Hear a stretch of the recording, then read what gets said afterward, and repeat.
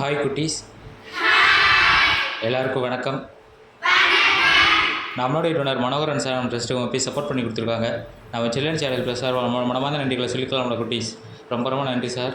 இந்த கான்ட்ரிபியூஷன் எத்தனை குட்டீஸ், நம்ம மனோகரன் சாருடைய சன் பாரிவேந்தன் அவங்களோட பர்த்டே ஏப்ரல் 30 அன்றைக்கி செலிப்ரேட் பண்ணியிருக்காங்க.